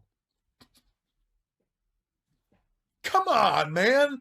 Like, you can shit on this movie all you want, but like, that's fan service beautiful right there. That's Han Solo's I love you. He said it to Ben's mother when she's like, I love you. He goes, I know. So when he goes, Dad, and he goes, I know, that was him telling his son he loved him. That's way better than if Harrison Ford had said,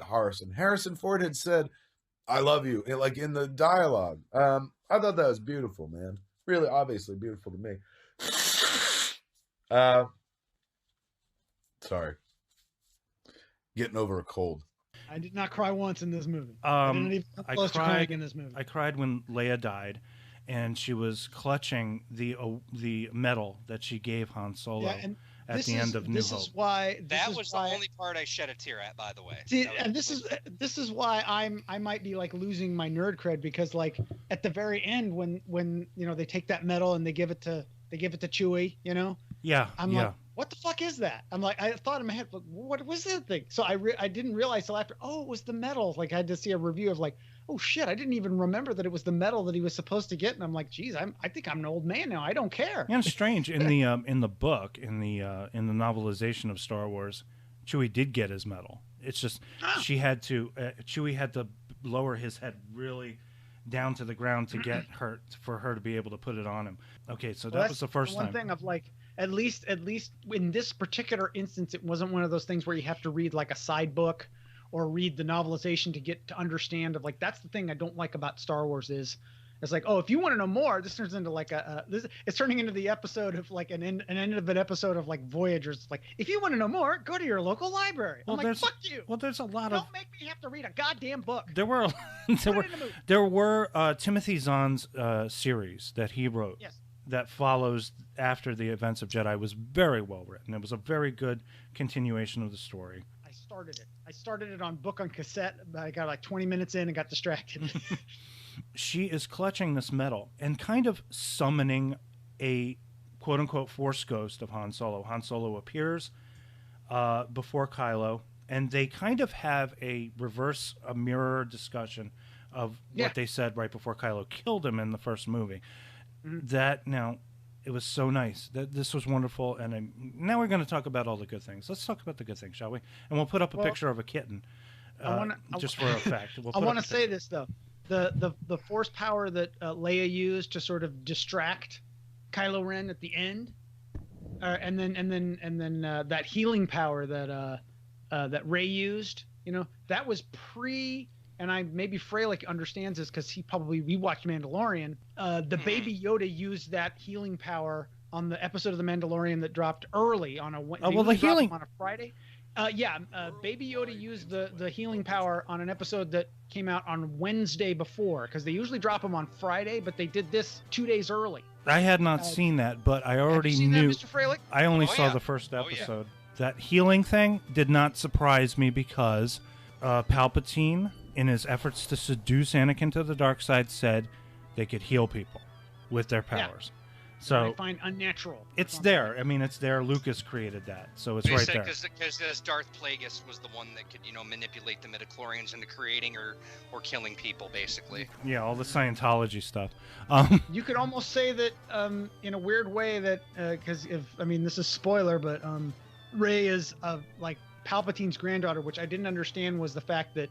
Okay, but that's another fuck you to Rian Johnson. If she's her granddaughter, that is a fuck you to Rian. If she's his granddaughter, then that means he had a son or a daughter.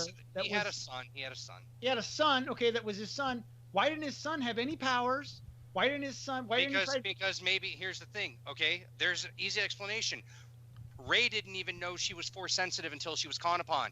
Rey had no idea she was force sensitive until Force Awakens. She had no idea. Maybe his son never. Here's what you got to remember. He would have used his son as a backup. He would have used his son as a base. Like, okay, if things are going to shit, I'm going into my son.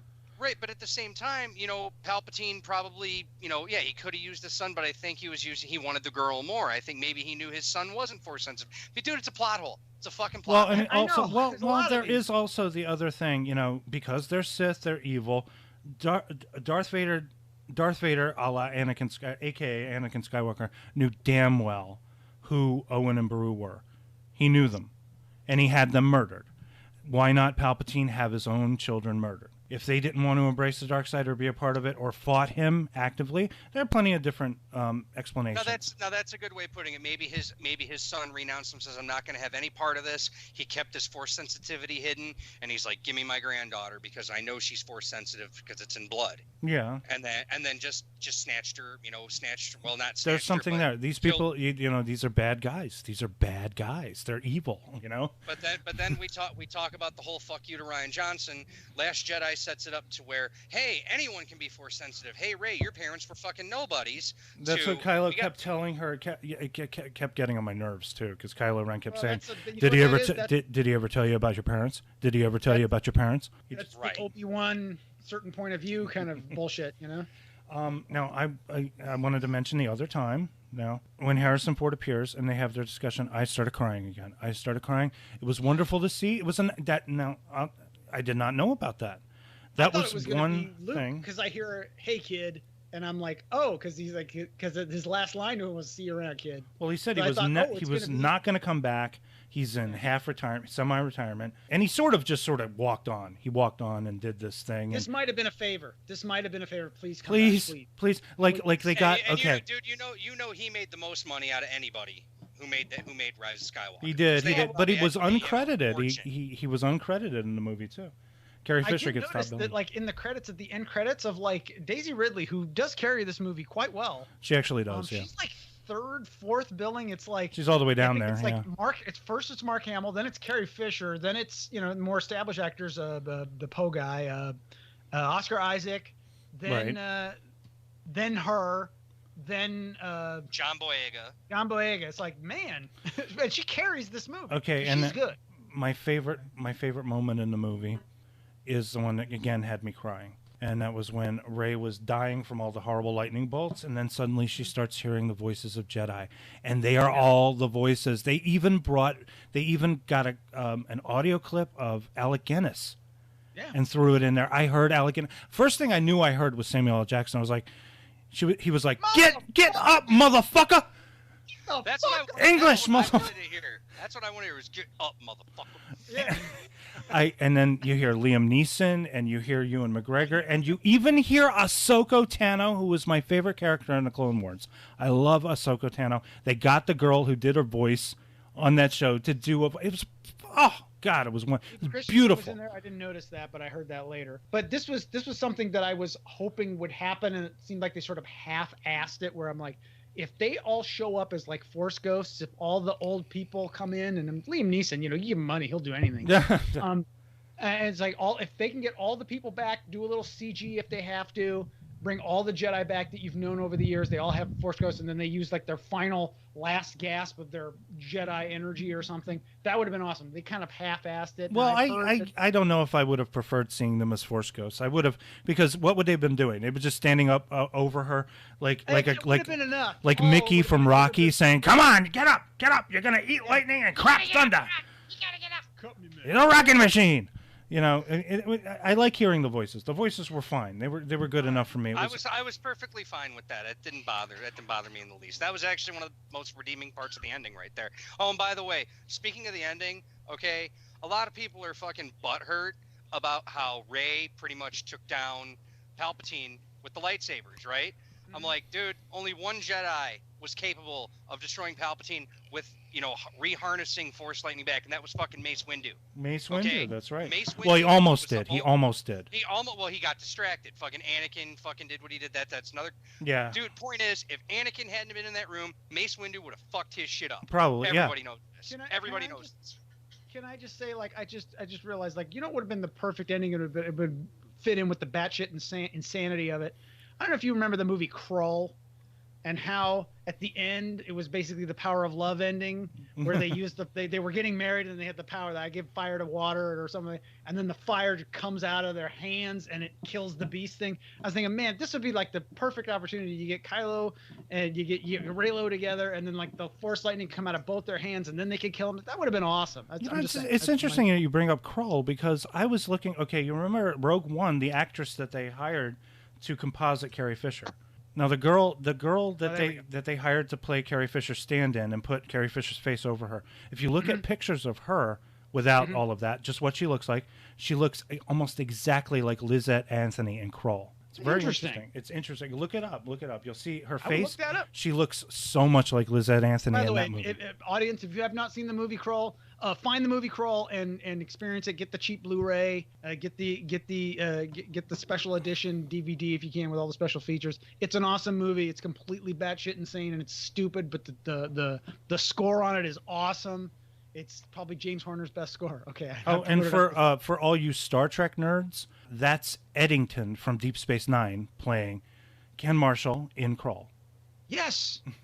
Except he's missing a lot of hair, but otherwise. And you know what? He's at least he's still alive. He's part of that. He's part of that sort of that class of like Chris Reeve and Robin Williams, and he's the only one that survived. So he's probably like hiding right now. It is what it is, and that's okay. We get to have what we want. I mean. It kind of ends. Okay. I want to sort of mention the ending real quick. Okay, so basically to wrap up, Ewoks. No, Babu Frick. Yeah, Babu Frick. Rey somehow like it's this weird sort of like I have the power. I'm going to give you the power. Where it's like, first she heals Kylo Ren, who becomes Ben again. Oh God, yeah. And and she kisses him. And she kisses him, but that's at the very end. We're talking of tongues here. Rey uses her force power to heal him first, but that doesn't kill her or anything. But then she leaves, and he's there, and he's alive, and then he has the conversation with sort of his memory of Han Solo, if I'm not mistaken. Okay, then they have that moment. Then at the very end, when Knights of Ren, by the way, completely underutilized, and it's like, why even have them? Right. Yes, I know. Yeah. Kind of like, another wasted premise. That was a wasted. I mean, twice wasted. They kind of have them for like 2 seconds, and they keep like promoting them like the Knights of Ren. Of like, they're just a bunch of guys. Just like what's her name, Captain Phasma. See, that was another thing of like the Darth Maul. They're the Darth Maul, Boba Fett type characters. It would have been great to have Captain Phasma show up again. He's like, what the hell? Yeah, might as well. I think it would have. They should have shown her. I mean, I don't know why they didn't have a hand rising up from something and going, "I will kill you, Finn." And then at the very end, she uses and then at the very end, so he vanquishes Knights of Ren in a very silly way, in a very rushed way. Yeah. Then they have the final battle with Palpatine on his sort of Dr. Chenard thing, and she uses the power of the Force with all of the Jedi, and he has all of the Sith. Why didn't he use the power of all of the Sith? It's like, I am the Sith, I am the Jedi, or something like that. Maybe it just comes down to something as simple as good will triumph over evil. Yeah, well, the problem is we live in the real world. It never does. I mean, the thing about it is, if Palpatine is seducing Anakin with the idea of being able to heal people and bring them back from death, this doesn't sound like something Sith types would exploit. It sounds like something the good would do. You know, the good would heal, the Sith would destroy. That's how I see it. She's dead. She's used all of her force power but she's kind of dead, and you can kind of tell she's dead because she's like all like gray, and they kind of like she's like all of her power is just gone. So Kylo Ren comes over and he uses his force power to heal her, and he uses all of his life force. Okay. Yeah. Then she kisses him. I think that's what happens. Like she kisses him and then he dies. She kisses. Well, I mean, no, he's healed. He's like a new man. He looks like a brand new boy, and he's looking at her with different eyes. Actually, Adam Driver. We don't talk about him. Great actor. He does a fine job. Oh, he is. He's wonderful. Like, if you watch the show, the movie Marriage Story, he's really good in that. I am going to look at that because I understand that's really good. But I will say he's in it with Laura Dern of all people. It's basically to scare you off of never get married because you'll watch that and you go, "Oh fuck!" And I thought everything was fine. Well, I mean, he's a fine actor because I saw him in 2 movies last year. I saw him in The Man Who Killed Don Quixote, and I saw him in this. So it was actually an Adam Driver year for us.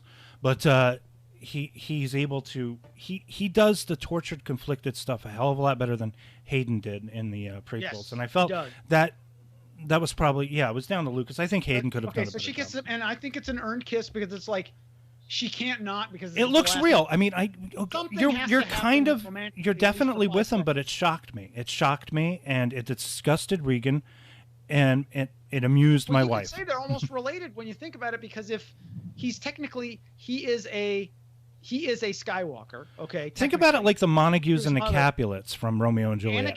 Anakin was created, we'll say, by Darth Plagueis, which is him, or we can assume that Darth Sidious Palpatine created him through the Force. He is the Anakin was created by the Emperor, and he used his DNA. Maybe he did like the twins. Well, Vader. It's yes, Vader. He created him in some way. Okay, Right. so Anakin is not Vader. Anakin is separate. Vader is something else. No. Vader is the construction. Is from a certain point of view. Vader is the creation of the Emperor. Anakin was something. Anakin was the little boy. The little boy who hugged his mom. But anyway, I want to get to my point. Okay. So she kisses him, which I think was earned. You could say like, oh, there shouldn't have been a romantic, but then it's like this weird thing where it's like they had their cake and ate it too, where it's like he was redeemed. He was redeemed, but he had to die as well. So it's like I think that they played that as well as you could play it, however you were going to do it. But then I thought it was fine. Then when he dies, he does like the Jedi thing where he becomes one with the Force. Okay, now that's fine. That's fine. You're following your own Star Wars rules. That's fine. At the end, when Rey goes back to bury the lightsabers, which makes no fucking sense, on Tatooine, which makes no fucking sense. It was nice to see the set. And the set was shot at the same angles where you saw Luke drinking the green milk and everything. Plus they didn't pull any punches. They didn't cheap out. They actually built that set. She buries them. The ground sucks them up. Actually, she just puts them down, and then the ground goes and just sucks it in. Yeah, she has her lightsaber, which I found out like later is kind of the end of her staff. Like it's the end of her staff, and she made her own lightsaber. It's the end of that walking staff. Yes, thing that she yes. had. Then the lightsaber comes out. It's a yellow lightsaber. Now, you could say what it references. To me, it references the original Luke Skywalker action figure that had the yellow lightsaber. That's what it signifies to me. It might signify something else to somebody else. It might be a reference to something else. But to me, it was like, oh, it's a yellow lightsaber like the Luke Skywalker action figure had that had nothing to do with the movie. So you think it was like a wink and a nudge? Yeah. So she sees the Force ghosts, which I am also completely okay with. Of Luke and Leia, that's fine. Yeah. I think they should have gone Return of the Jedi, where first you see Luke and Leia, then there's like a pause, and then Kylo Ren comes up, or Ben Solo comes up. I think that they should have had Ben Solo as a Force ghost at the end because he was technically redeemed, much like Anakin Skywalker in various versions of Return of the Jedi, where you see either I think Sebastian Shaw, yeah, he was the original. Sebastian Shaw or Hayden Christensen. And they put freaking Hayden in there too, yeah. Okay. It's consistent. It's in keeping with he was Lucas's redeemed. story. He should have popped up. He should have been a surprise. Should have been like a good long pause where you're like, oh, and then he pops up, and it's like, oh, because he didn't do anything worse than what Darth Vader did. He probably did less. Yeah, okay, I've always had a problem with that. It's very Catholic. It's very much this idea of you can commit the worst sins in the world as long as you renounce at the end, then you get to party with Yoda and Obi-Wan. I never really liked that, but it is in keeping with He should have popped up. That would have been more in keeping with what they did originally. I would say overall I had a whole situation when I went to this movie. It was a complicated situation. I had the tickets. I had good seats in the IMAX 3D. It just sort of turned out that a theater, I think I told you this, the IMAX 3D theater in my local area was under construction when the tickets first went on sale. Okay. They were fixing it, renovating it. So all those advanced tickets went on sale, and then about a couple weeks later, the theater reopened quietly, and nobody had bought up those seats yet. And I was like, oh, shit. So I got good seats before people noticed. And so I got good seats, but then through a series of situations with my roommate in his car, I had to do a whole thing where I had to drive him to a service place to pick up his car and then go to the movie. And we were having like the rainstorm of the century, like the last 2 days of it was like a Thursday and Friday. So I'm right in puddles. This is Snohomish County, home of the ditch. Everything is puddles and ditches, like all the way over there. And I got to go all the way one end of town and go all the way back to the movie theater. Somehow I made it in. I sat down. I watched the movie. So I was already frazzled watching this movie. So I'm like, okay, I'm going to sit down. I'm going to watch this movie. I'm going to get on with my life. And I can put this behind me. So it was very much like, I just want this to be done now. So I watched it and I'm like, okay, I'm not pissed. I'm not angry. I'm somewhat underwhelmed, but I am also a grown adult. I have a very full life. This is nice, and Star Wars is going to keep going. A long-term contract I had to sign since I'll be making these movies to the end of time with my Yoda. And so I am okay. We're fine. I'm fine. We're all fine. How are you? We're sending a squad up. Yeah. I couldn't think of a better way to end it except to say that, okay, when I got out of Last Jedi, I was angry. I was really upset, and I left. I didn't even know that I wanted to see this movie when it was announced. I decided to do it because I wanted to do a show with you guys, too. We usually make it a tradition. I didn't make it a tradition this year for various reasons to watch all the movies around Christmas time. Now we're going to be up to 11 by next Christmas. So it's going to be an 11-movie marathon. At the end of this movie, when the credits rolled, I applauded. And then finally, other people joined me. No one was going to applaud. They were like, I don't know whether or not I should applaud. I applauded, and so everyone else was going, okay, he's applauding, okay, we'll all applaud. So I got the entire theater to applaud. I'm proud of myself for doing that. So. Yeah, one person applauded when I went. It was like I had a very sort of polite audience. I was the one reacting most to stuff when Wedge showed up. Wedge! I saw him for like 2 seconds. So you only see him for like a second. And I said in the theater, I was like, Wedge! I think I just went, before I could even like point to the screen, he was gone. Yeah, he did get a nice little close-up, though. It would have been nice if he said, look at the size of that thing. Or something to sort of... Got the chatter read, too. Yeah, something like that. All right.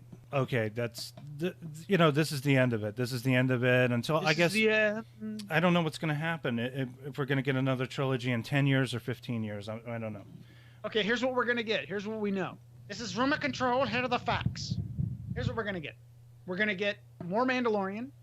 We're going to get an Obi-Wan Kenobi series that Ewan McGregor knew about for 4 years and couldn't say anything and was actually just blatantly lying, saying, I don't know anything about anything. We're going to get it. We were going to get an Obi-Wan Kenobi movie, but I think things are changing now. Things are becoming like more sort of series-based, which is good because you get more character development. Yeah, I guess. Yeah. We're gonna get Star Wars is gonna change. And that's fine. We're going to get more series. Well, I mean, it's okay if you want to go off and create original characters inside this trilogy. If you want to do that, that's fine. That's fine. Mm-hmm. I think that it's going to actually create more of an event situation where you're going to have the series that's going to be more sort of character oriented, and then you're going to have like these special movies that come out. Make it every 3 years. Stop doing these every 2 year movies. Or every year and a half movies. Good idea. I agree. You can't do it. You need at least 3. Stretch them out. Get the demand going. Make it a big event. Make it what Star Wars used to be, which was an event. You do them we had so much. Even we had Force Awakens. A year later, we had Rogue One. Then we had The Last Jedi. Yeah, we've had a new movie every year for 5 years. 6 months later, we got Solo, which was. They were so stupid to release that thing and try and get it done by May. They should have given that like Christmas, another 6 months. Maybe Christmas. Christmas. Star Wars is Christmas now. No matter what. I mean, like we have our top 10 lists. We have our best to worst. Our best to worst. There's nothing we can do about changing anything because it's part of this word that they keep using, that Disney keeps using now, which is really annoying, which is saga. So you have 11 movies so far, and I don't know if it's going to end. Maybe we'll have some ruminations on that. The Skywalker saga is not.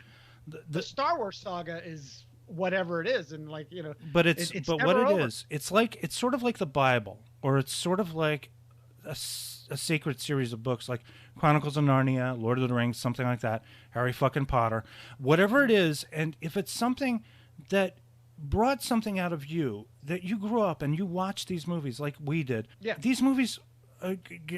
These movies are my life. I mean, I think I'm going to start crying in a second now. Yeah. These movies got you through some tough times, man. Everything about what these movies were, even in their imperfections, were still part of something perfect. So it was part of like this perfect thing with its imperfections, and that's kind of like what life is. Life has its little moments of perfection, but it also has its moments of imperfection. And Jesus Christ, did I do this? Why did I do that? I can't believe I did this, but other things happened. And that was, I mean, like we can look back at Jedi maybe as adults and say, yeah, a lot of that was stupid, but God damn it, I mean, like part of that movie is part of our childhood. So our childhood is in those movies, inside those movies, every single one of them. Those movies watched us grow up, and we grew up with them. I have great memories, especially if it's like seeing Return of the Jedi. I somehow like got off school early. I got like a note from my mom to go see it, and it's like this is how important Star Wars was. You could get a note from your mom and say, "Can you please excuse David so we can go see Return of the Jedi at the 3:15 show and leave 15 minutes early?" And somehow I got out. Jedi was a movie that, I mean, like we had nothing to do in the summertime, so we said, okay, let's go to the movies and see Jedi again. And we would see it like every day. There was no internet. There was nothing. There was literally nothing. You could go to the movies and that was it. It was just, and then you watch all these people and they grow and they were young. And they were beautiful. Can I sum it up in one way? When I think of Star Wars, especially the original trilogy, I think of my mother and my father taking me to see them. That was I think of because here's the thing. I think of Mom and Dad with the original trilogy.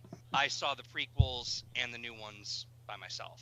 Well, I'm not by myself, but my parents weren't there. You know, that's the definition of growing up with these movies, because I grew up with them with my mother and my father, you know, getting them for me on VHS, you know, repeated airings on TV, and then culminating with them taking me to see the trilogy, the special edition trilogy in theaters back in 1997, 98, you know.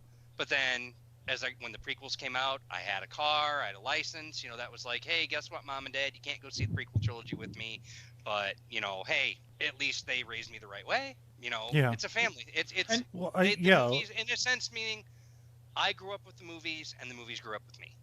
And now you can share them with your kids. God willing. Regan isn't all that. I keep saying my kids, they're not my children. Like, me and my wife are the two biggest Star Wars fans, and I have 3 non-Star Wars fans in my house. Yeah, Regan doesn't get nearly as excited as I do. I mean, it's sort of sad in a way. I mean, like, I want to wrap this up with my crazy, insane theory that I never got to say. Okay. My crazy conspiracy theory about Star Wars. And this goes back to George Lucas, and he can roll his eyes if he wants. Star Wars exists as an analogy for the Revolutionary War. It's the Brits versus the Americans. The rebellion is America. The Brits are the Galactic Empire. Wedge Antilles appears in The Rise of Skywalker. Wedge is played by British actor Dennis Lawson, but Lawson is using an American accent. Jyn Erso is British, but because her father, Galen, was a scientist working for the Empire. Unfortunately, Daisy Ridley throws my theory out of whack, but it's possible she was neutral. Yet John Boyega is a British actor, also using an American accent. Thank you, everyone, for listening to this. Thank you, David Anderson. Thank you, John Freilich. It's been swell, and I hope that we continue to watch, review, and complain about Star Wars well into our senior years. And may the Force be with you and all that. May the Force be with you too, sir. Good night. Goodbye. Bye.